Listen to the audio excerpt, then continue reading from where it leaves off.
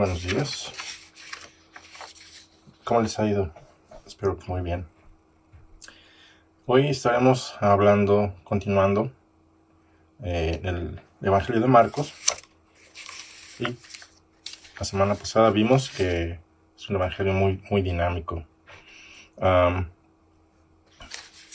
Empecemos con una oración y veamos lo que Marcos tiene para nosotros el día de hoy. Señor Padre Santo, te damos gracias por tu palabra.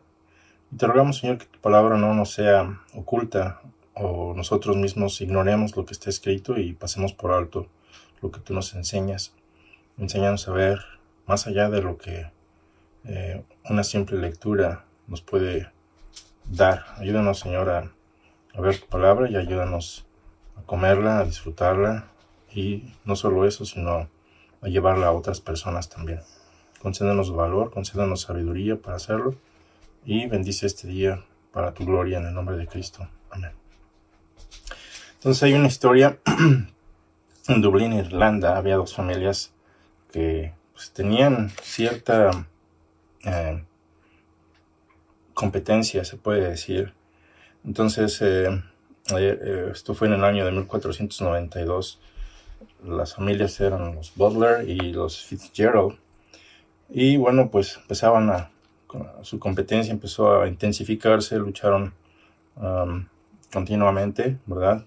Esto era por tener un puesto destacado en la región donde ellos vivían. Cuando la lucha se intensificó, los Butler se refugiaron en una iglesia o en una catedral como las que nosotros conocemos, quizá mayor. Los Butler se refugiaron en esa catedral, ¿verdad? Y a causa de los rivales, los Fitzgerald, ellos cerraron las puertas y no quisieron saber nada de ellos, pero tenían cierto temor por la lucha, ya se había intensificado mucho. Entonces los Fitzgerald fueron por una tregua, pero los Butler tenían mucho miedo de abrir las puertas. Entonces el líder de los Fitzgerald abrió un agujero. Y bueno, su líder entró y les tendió la mano en son de paz, entonces, para mantener las cosas tranquilas. Entonces, ya así sencillamente las familias se reconciliaron y los rivales, bueno, se hicieron amigos. ¿Por qué te cuento esta historia? Bueno, porque Dios hizo algo parecido por nosotros. Fue Él quien hizo ese agujero para reconciliarse con nosotros. Nosotros no iniciamos nada. Entonces lo hizo a través de su Hijo Jesucristo, del cual Marcos habla, y todo el Evangelio pues, es acerca del Señor Jesucristo. Entonces Dios restaura esa relación rota que nosotros teníamos o no tuvimos con Él a través de Cristo. Entonces, después de reconciliarse con nosotros, ¿verdad? Y traernos a Él, ahora nos ha asignado una tarea. Nos ha asignado la tarea de hacerle saber a los demás acerca de ese sacrificio que Él hizo, de su amor. Y en este tiempo en el que amor es una palabra que más se refiere, la interpretamos erróneamente como teniendo que ver más con placer que con lo que la verdad es decir, ver por el bien de la otra persona antes que el beneficio personal. Pues hablar de amor es difícil, o quizá a veces pensamos que hablamos de romanticismo, pero no es ese el caso, sino que estas son las acciones que estableció Dios, que hizo para que tú y yo pudiéramos ser reconciliados con Él. De otra forma no habría reconciliación. Entonces, después de reconciliarnos, Dios nos otorga esta importante tarea de hacerle saber a los demás que es su perdón y el deseo que tienen para reconciliarse con muchas más personas. En el caso de Marcos inicia su predicación o su evangelio de manera dinámica, pero lo inicia citando, él dice que cita a un profeta, pero aquí hay dos citas de Isaías y de Malaquías. Vamos a iniciar. Entonces Marcos con esta narración rápida que él establece aquí, dice, él inicia afirmando que Jesucristo es el Hijo de Dios. Y no lo dice ambiguamente o con dudas, sino que dice, es el Hijo de Dios. ¿Y qué significa el Hijo de Dios? No es como tú y como yo que podemos procrear, gracias a Dios, y por su voluntad. En este caso tiene que ver con la igualdad de la misma esencia. Es decir, el Hijo de Dios es Dios literalmente. Y Marcos inicia de esta manera, estableciendo quién es Jesucristo. Él va a hablar de Jesucristo, pero inmediatamente dice, Él es el Hijo de Dios. Entonces, a través de su evangelio, Él comprueba lo que dice al principio. Principio del evangelio de Jesucristo, Hijo de Dios. Vamos a leer entonces Marcos 1, del 1 al 8. Marcos 1, del 1 al 8. Y nos dice, principio del evangelio de Jesucristo, Hijo de Dios, como está escrito en el profeta Isaías. Él dice Isaías, pero te voy a dar dos citas. He aquí, yo envío mi mensajero delante de tu faz, el cual preparará tu camino.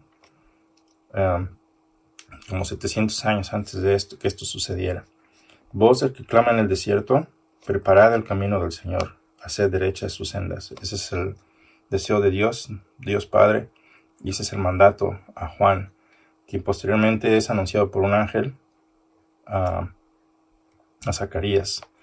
Y el mismo ángel dice que esto es lo que él tiene que hacer, preparar el camino para el Señor. Y vamos a ver eso más adelante. Juan el Bautista apareció en el desierto, predicando el bautismo de arrepentimiento para el perdón de pecados. Y acudía a él toda la región de Judea y toda la gente de Jerusalén. Y confesando sus pecados, eran bautizados por él en el río Jordán. Juan estaba vestido de pelo de camello, tenía un cinto de cuero a la cintura, y comía langostas y miel silvestre. Y predicaba diciendo, tras mí viene uno que es más poderoso que yo, a quien yo no soy digno de desatar, inclinándome la correa de sus sandalias. Yo os bauticé con agua, pero él os bautizará con el Espíritu Santo. Entonces, el Espíritu Santo no es un amigo imaginario, como muchos pretenden, sino que es Dios mismo. Entonces, Juan dice, vámonos paso a paso, que él bautizará con agua, pero él no es el Mesías, él no es la persona a quien la gente de Israel debe de seguir esperando, ¿verdad? Porque Israel estaba ansioso por ver esa manifestación de su esperado Mesías, de nuestro esperado Mesías, pero en ese caso de ellos, por ser las promesas evidentemente para ellos, principalmente, pero bueno, eso requiere de más información, como cuando la palabra de Dios dice que todas las naciones le adorarán, y no solo a Israel. Entonces, lo primero que hace es el principio del relato de la vida de Jesucristo, es lo que nos dice. Pero ¿quién es Jesucristo? Él dice, es el Hijo de Dios. Entonces no deja lugar a duda de quién es Jesucristo. Y si hubiera alguna duda, dice, vámonos a Isaías 43, que nos dice, tienes tu Biblia a la mano, veamos Isaías 43. Isaías 43 nos dice,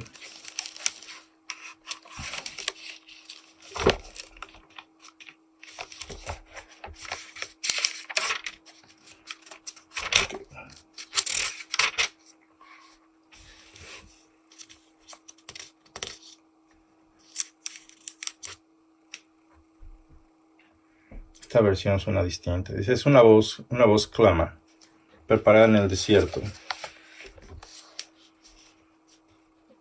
Una voz clama, preparada en el desierto, camino al Señor. Allanad en la soledad calzada para nuestro Dios. Todo valle sea elevado y bajado todo monte y collado. Vuélvase llano el terreno escabroso y lo abrupto ancho valle. Esto es lo que establece en Isaías, en la versión de la Biblia de las Américas. Pero Malaquías, que es el último libro entre el Antiguo y el Nuevo Testamento, Malaquías 3.1 nos dice, he aquí yo envío mi mensajero y Él preparará el camino delante de mí, y vendrá de repente a su templo, el Señor, a quien vosotros buscáis. Entonces, aquí dice que Israel ya estaba ansioso, ¿verdad? A quien vosotros buscáis. Por eso Juan dice más adelante que Él no es Elías y Él no es el Mesías. Y el mensajero, a quien vosotros buscáis, y el mensajero del pacto en quien vosotros os complacéis. He aquí viene, dice el Señor de los ejércitos. Este es el anuncio de quién es el mensajero de Dios. He aquí yo envío mi mensajero y Él preparará el camino delante de mí. Entonces, es Dios hablando, preparará el camino delante de mí, dice, no de Él, como Dios Padre refiriéndose al Hijo, sino del mismo Hijo diciendo, Él va a preparar el camino delante de mí. Entonces, Jesucristo no se ha manifestado aún en carne, pero aquí ya lo vemos hablando directamente a Israel. Entonces, Jesucristo a su tiempo se manifestaría, y vendrá de repente a su templo el Señor a quien vosotros buscáis. Y cuando Él vino, no lo reconocieron. Y a veces nos pasa de esa manera, ¿verdad? Dios habla con nosotros y no reconocemos su voz. Entonces debemos tener un poquito más de atención. El mensajero de Dios fue anunciado, en este caso lo vemos por Dios mismo a través de sus profetas, Isaías y Malaquías. El ministerio de Juan el Bautista, ahí es donde una vez hecha la presentación de quién es la persona de Jesucristo, ¿verdad? Cómo lo establecieron los profetas. Marcos establece quién es ahora ese mensajero y lo describe. Juan el Bautista porque eso es lo que él hacía, bautizar. Apareció en el desierto, predicando el bautismo de arrepentimiento para el perdón de pecados. Entonces, el ministerio de Juan el Bautista consistía en esto, bautizar con agua. Literalmente significa sumergir, y muchas veces nosotros pensamos que bautizar tiene que ver con el rocío sobre la cabeza en los bebés, pero un bebé no puede estar consciente de este asunto. Por ejemplo, sumergir en agua simbolizaba morir y nacer a una nueva vida en preparación para recibir pues al rey. Entonces un bebé no puede determinar eso. Tiene que ser una persona consciente de lo que está haciendo. Entonces el hecho de sumergirse completamente en agua representa la muerte, como cuando uno es enterrado. Al morir es enterrado. Y al mismo tiempo recibir una nueva vida, para la cual en la cual debemos invertir para alabanza y gloria de Dios. Y ese es el mandamiento. Entonces eso es lo que el bautismo representa. El bautismo no salva, el bautismo no causa arrepentimiento, sino que el bautismo es como resultado de una vida arrepentida, de una mente que dice, he estado pecando, he estado haciendo mal, mis estándares de vida son completamente muy bajos, y definitivamente, pues aunque tengo grados de licenciaturas o maestrías o muchas habilidades para trabajar, o que me crea yo como muy inteligente, nada de eso me sirve para poder salvarme a mí mismo e ir a casa de Dios, al cielo. Entonces se requiere de una persona que llene los requisitos de Dios, y esto es lo que el Señor Jesucristo vino a hacer.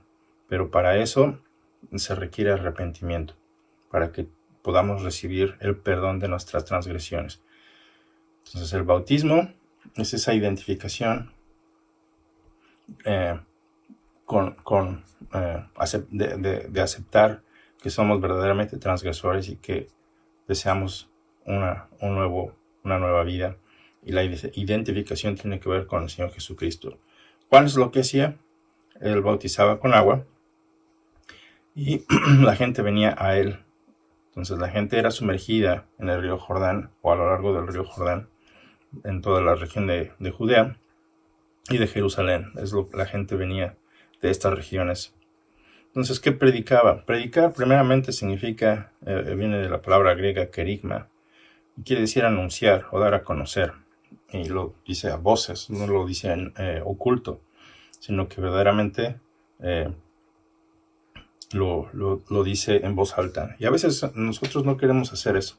Como creyentes nosotros también fuimos seleccionados por Dios, no porque nosotros hayamos querido,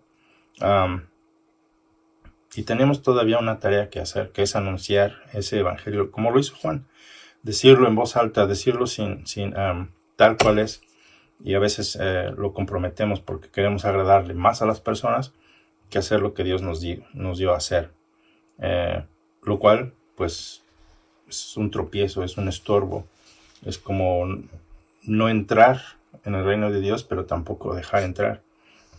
Entonces tenemos una tarea como lo hizo a lo largo del río Jordán Juan el Bautista. Entonces él predicaba, él anunciaba, daba a conocer primeramente que era un bautismo de arrepentimiento. Decía que la gente debía de arrepentirse, debía de dar frutos de arrepentimiento para poder entonces ser bautizados, porque no tenía caso el bautizarse si de verdad no habían sido, sus vidas seguían siendo las mismas. Y vamos a ver un poquito más detalles de qué clase de vidas llevaban antes en Israel, desde que el profeta Malaquías lo dejó escrito. Por ejemplo,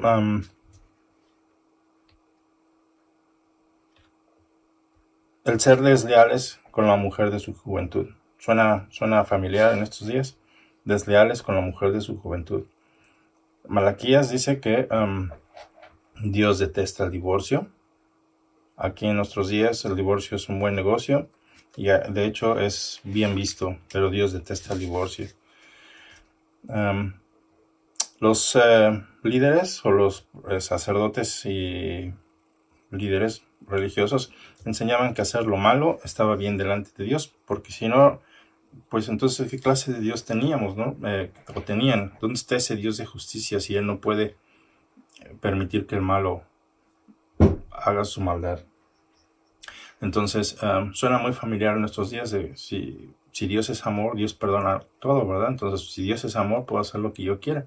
Al final, pues Dios es amor y no va a mandar a nadie al infierno. Pues no es que Dios los mande al infierno, sino que nosotros tomamos esa decisión, ¿verdad? Dios nos da las opciones. Te ruego que decidas por hacer el bien para que recibas vida. Pero también nos da la opción de escoger entre si hacemos su voluntad o hacemos nuestra voluntad. Nuestra voluntad nos lleva a la muerte porque no tenemos esa capacidad para salvarnos. Entonces esto es lo que enseñaban, que hacer lo malo estaba bien delante de Dios, lo cual hoy es muy común. Entonces en muchas iglesias se les permite hacer completamente cosas que a Dios le desagradan. Sí, Dios dice que en Proverbios que debemos mantener la verdad, pero también palabras en inglés se me están viniendo a la cabeza. La misericordia. Las palabras es la verdad y misericordia van juntas. Entonces, cuando hablamos a las personas, sí, debemos siempre hablar con la verdad y nunca comprometerla, pero también no hacerlo sin misericordia, porque de otra forma sería como un martillo. Palabras muy fuertes o actitudes muy religiosas que no tienen sentido, destruirían a una persona. Pero tampoco nada más usamos de misericordia y comprometemos la verdad. Eso se convertiría en tolerancia. Y esa tolerancia pues está demostrado, lo puedes ver donde tú quieras. La gente le das la mano y se toma el pie. Y comprometemos la verdad de Dios. Entonces la verdad y la misericordia van juntas. Siempre que hablemos de la verdad es con misericordia. Y siempre que usamos de misericordia, siempre se habla con la verdad. Para no hacer lo que estas personas también hacían. Lo cual probablemente también nosotros estamos haciendo al tolerar injusticias. Entre otras cosas, las ofrendas a Dios también habían sido corrompidas, pues le ofrecían a Dios animales que según la ley no deberían haberse ofrecido, como animales cojos, les faltaban miembros a sus cuerpos o ya eran viejos.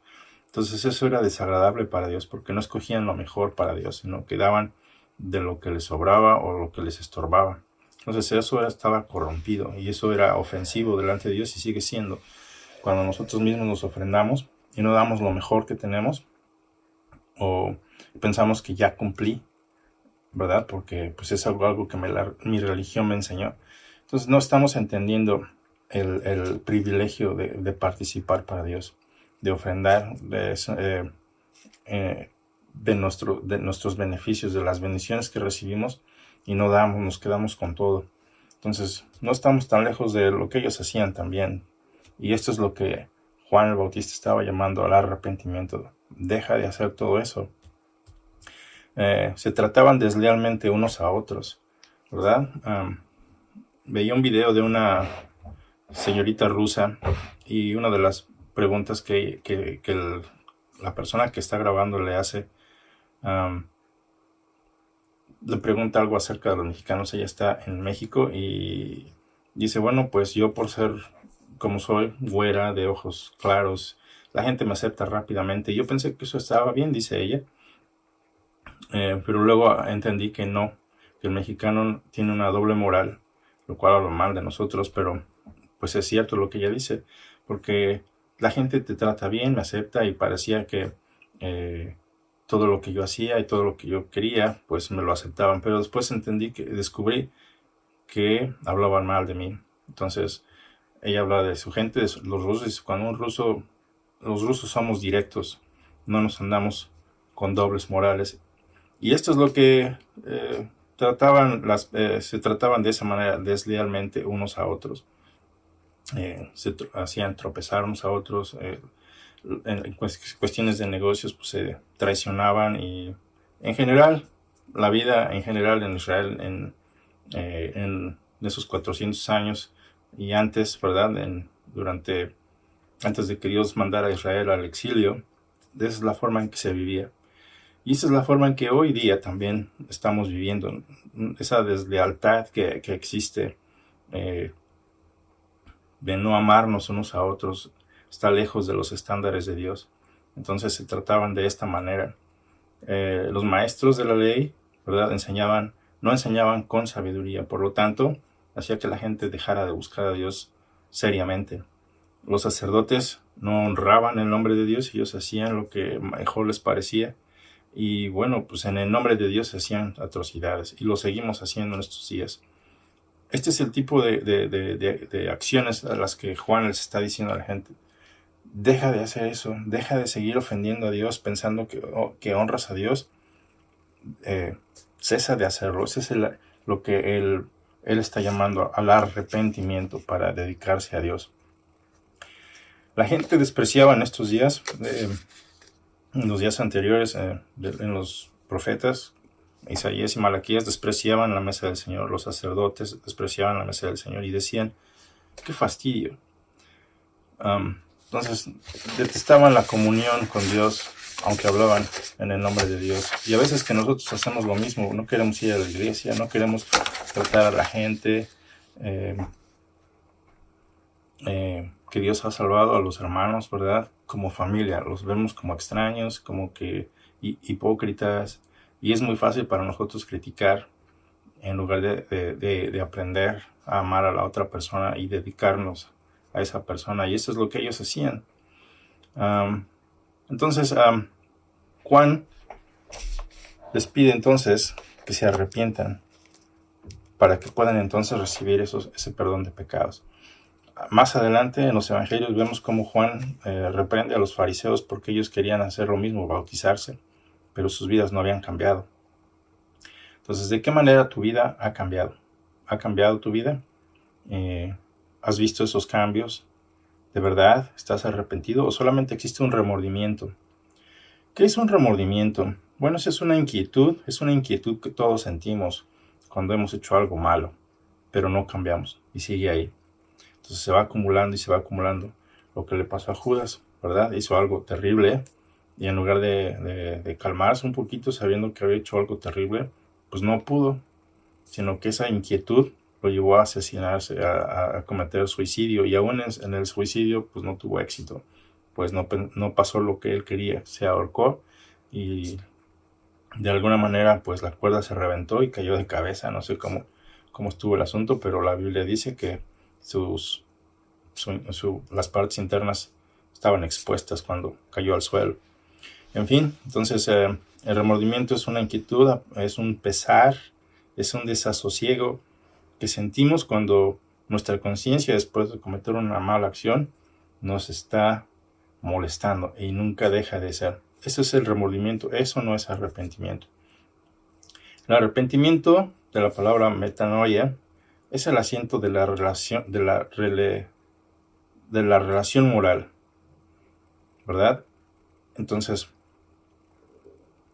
vemos que tiene que ver más con los estándares de Dios. Tiene que ver con esa moral que Dios puso en nuestros corazones, pero es una moral en la cual está escrito y Él establece en la palabra de Dios. Y hay dos motivos para ese arrepentimiento genuino. Primero, la bondad de Dios nos guía a ese arrepentimiento, de acuerdo a Romanos 2:4. Es algo que Él mismo genera, que a veces somos tan ingenuos o tan soberbios y tan necios que no venimos al arrepentimiento. Entonces es Dios quien nos da ese entendimiento para conocer que verdaderamente somos transgresores y decir, sí, estoy haciendo mal, pues ya no quiero hacer ese mal porque sé que estoy pecando ante Dios y no quiero seguir viviendo de esa manera. Entonces, primero, la bondad de Dios nos guía a ese arrepentimiento y eso es uno de los motivos para el arrepentimiento. El segundo sería que hay un juicio que viene y que no nos gusta hablar de él y que preferimos evitar pensando que Dios no va a hacer nada y que no ha hecho nada en 2000 años. Y esa es la manera en que a veces perdemos de vista lo que Dios hace, porque estamos muy inmersos en lo que nosotros hacemos, ¿verdad? Nuestro reino pequeñito, lo cual nos impide ver que viene un juicio, según Hechos 17:30. Viene un juicio, y no dice cuándo, pero para evitar ese juicio tenemos que venir a Dios, lo cual Juan dice, arrepiéntete. Entonces, la gente que se arrepintió era bautizada. Juan apareció en el desierto predicando el bautismo de arrepentimiento, con el propósito de que recibieran que sus pecados fueran perdonados. Lo cual sigue activo para ti y para mí. Debemos de vivir una vida en arrepentimiento, ¿verdad? Seguir cambiando esas cosas que nos dominaban. Y para eso, esos cambios provienen de la palabra de Dios. Si vemos aquí, en el versículo 5, dice, acudía a él de toda la región de Judea y de toda la gente de Jerusalén. Entonces, acudían al desierto. La gente que de verdad entendía que había algo mal en ellos eran los que se acercaban a Juan y decían, oye, ¿y ahora qué hacemos? Ok, entendemos que hicimos mal todo esto, pero ¿qué hacemos? Entonces él les dice, bueno, el que tiene 2 túnicas, de una al que no tiene. Un soldado romano o un oficial romano dice, bueno, ¿y qué cuanto a nosotros qué hacemos? Dice, bueno, pues no sean extorsionadores, no sean abusivos del poder que Dios les dio, traten con honor a las demás personas. Y así sucesivamente. Es un cambio de actitudes, un cambio de vida que se refleja con las acciones, no con los sentimientos, con las acciones. Cuando dependemos de nuestras emociones, la palabra de Dios nos dice que nuestro corazón es engañoso. Entonces no podemos pensar que llevamos una vida exitosa en Dios cuando basamos nuestra fe en nuestras emociones, lo cual es traicionero. Pero sí una vida cambiada, una vida que ama a la otra persona, porque eso es lo que Dios dice. ¿Cómo dices que me amas si no puedes amar a tu vecino, a la persona que está más cerca de ti? No es solamente el dar por dar, sino de verdad darlo con un amor, ver por el bien de esa persona, no solo para tu ganancia personal y calmar ese remordimiento que a veces tenemos en nuestra conciencia, sino que verdaderamente debemos manifestar esas acciones que demuestran que verdaderamente estamos arrepentidos. En cuanto al ministerio de Juan, vemos aquí algunas características de lo que es un varón de Dios. Primero vemos que Juan vestía pelo de camello, una vestimenta de pelo de camello, y según algunas descripciones, pues es como una sábana larga. Iba un cinturón de cuero a la cintura para que cuando tuviera cosas que hacer o trabajar pudiera remangarse parte de esa ropa y meterla en el cinturón, ¿verdad? Y hacer lo que tenía que hacer. Y entiendo que también algunas veces llevaban una capucha, pues para cubrirse probablemente en la noche, porque la usaba la gente pobre para cubrirse en la noche cuando hacía más frío. Y durante el día, bueno, pues lo seguían usando. Entonces era la vestimenta que mucha gente en Israel vestía por esa pobreza. ¿Y qué tiene que ver esto con Juan? Bueno, te recuerdo que su papá y su mamá eran sacerdotes. De alguna manera él tenía el acceso al sacerdocio, lo cual él no buscó para sí mismo, oye, pues yo tengo derecho a todos estos beneficios, sino que su mente estaba más puesta en el Señor para hacer la obra de Dios, no su obra. Entonces vemos que Juan ni se preocupó por lo que habría de comer o qué habría de vestir, lo cual nos establece esta pregunta para ti y para mí. ¿Buscamos más las cosas físicas que el reino de Dios? ¿Estamos más preocupados por lo que habremos de comer, lo que habremos de vestir, ¿verdad? Lo que habremos de comprar el día de hoy? Si quiero esta casa, si quiero este coche, si quiero probar que soy una persona exitosa, ¿verdad? Y entonces busco establecer mi propio reino. ¿Por qué te lo digo? Porque el Señor Jesucristo habla de Juan y dice que hasta ese momento Juan era el mayor hombre, ¿verdad?, en cuanto a grandeza que había existido hasta ese momento. Y sin embargo, posterior a Juan, la gente que cree en Dios, entra en ese reino que Dios está estableciendo, es mayor que él, aún el más pequeño. Entonces, lo cual dice o establece que Juan fue el último de los grandes profetas, pero también el primero de los que anunciaban el reino de Dios. Entonces hay una transición con Juan. Vamos del Antiguo Testamento a lo que le llamamos el Nuevo Testamento, ¿verdad? Y Marcos es uno de ellos también, se une a la declaración, ¿verdad?, del anuncio del Señor Jesucristo. Así como Juan el Bautista lo inició, y esto es como Marcos inicia con Juan el Bautista, como fue el principio de esa declaración, de ese evangelio del Señor Jesucristo. Y no se ha detenido. Hoy tú y yo tenemos ese chance también, esa oportunidad de seguir declarando el evangelio del Señor Jesucristo, esas buenas noticias, lo cual debemos pues entender y aplicarlo a nuestras vidas primeramente, hacer esos cambios que Dios quiere. Pero eso no significa que debamos esperar hasta que tengamos 50 o 100 años y entonces empezar a hacerlo, no. En el transcurso de nuestros cambios de nuestra vida debemos seguir hablando del Señor Jesucristo, por lo cual debemos prepararnos, dice la palabra de Dios que el que piensa que está firme, mire que no caiga. Si tú crees que ya eres un hombre o una mujer madura en Cristo y que tu vida va bien, ten mucho cuidado, porque ahí es donde solemos caer y tropezar.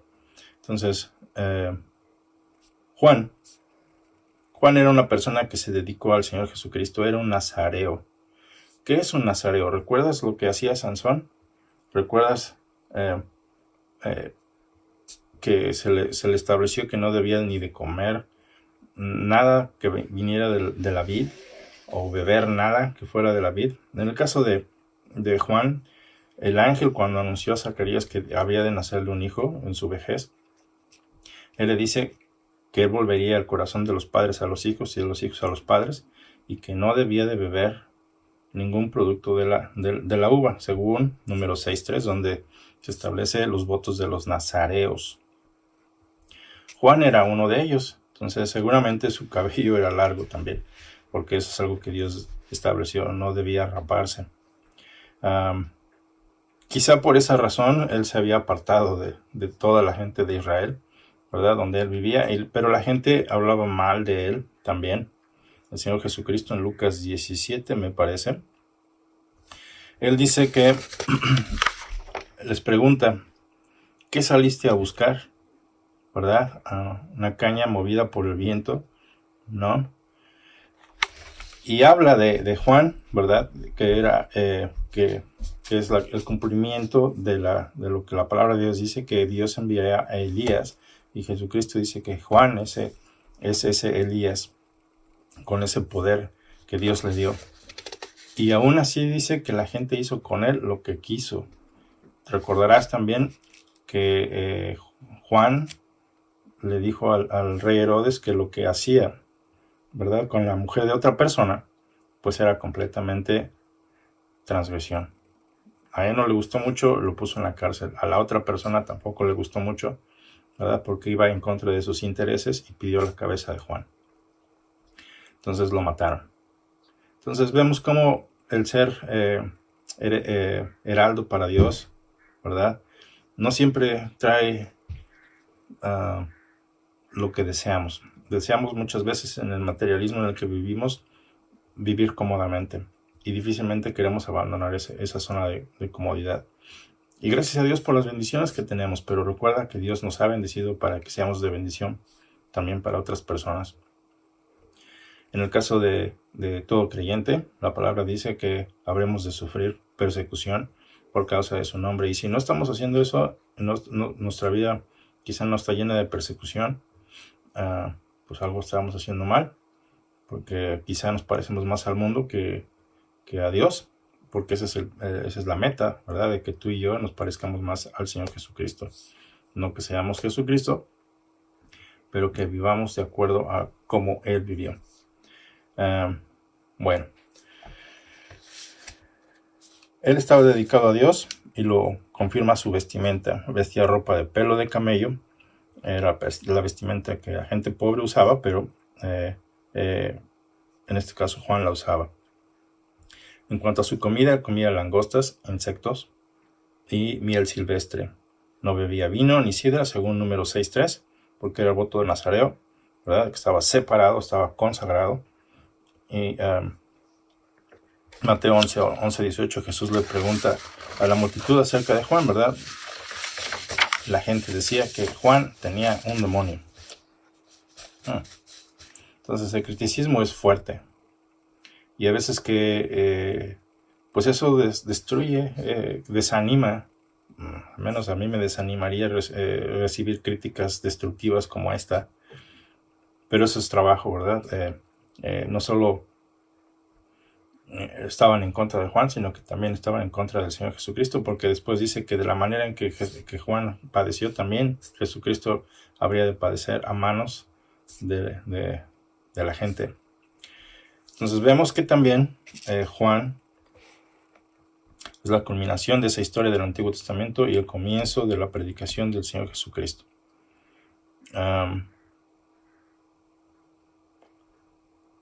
Juan fue anunciado por el ángel Gabriel e hizo como los profetas que acabamos de leer, Isaías y Malaquías, declararon que habría de hacer.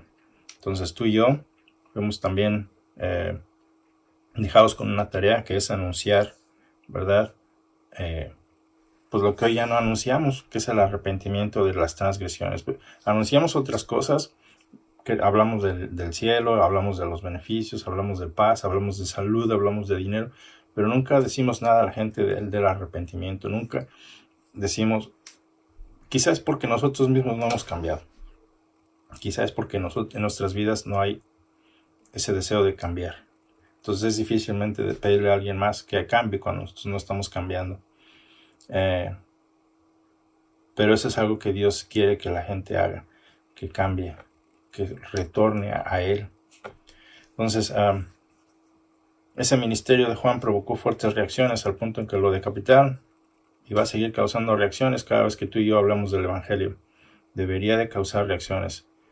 Una de dos: o la gente se arrepiente o la gente se enoja, pero debe haber una reacción. Entonces, Eso nos va a decir si estamos haciendo bien el trabajo o no. Y si no hay ninguna reacción, pues es un indicio de que no estamos haciendo bien el trabajo. Entonces, Juan anunciaba que todo este trabajo, que toda esta labor no era para su gloria, sino que era para que él era esa voz. Él reconoció que él era esa voz que Isaías y Malaquías le decían, voz que clama en el desierto. ¿Dónde estaba? En el desierto, cerca del Jordán. Él debería de preparar el camino para el que vendría después de él, que es mayor que él, ¿verdad? Y eso es lo que él hace. Él reconoce su posición. Tú y yo debemos reconocer esa posición también, que es la que Dios nos ha dado de creyentes. Y debemos de estar trabajando para el Señor Jesucristo. Él dice, Juan, yo os bauticé con agua, pero Él os bautizará con el Espíritu Santo. Entonces, declara que la persona que viene detrás de Él es poderoso para bautizar con el sello de Dios, que es el Espíritu Santo. Entonces, no es cualquier cosa, sino que es poderoso para sumergirte en el Espíritu Santo. Entonces, Dios nos ha asignado una tarea a realizar, así como Dios le asignó a Juan desde años antes, lo declaró por el mismo ángel, y eso es predicar su evangelio a toda criatura. Dios nos ha escogido, así como Dios escogió a Juan, para llevar a cabo esta tarea, y nos ha dado salvación.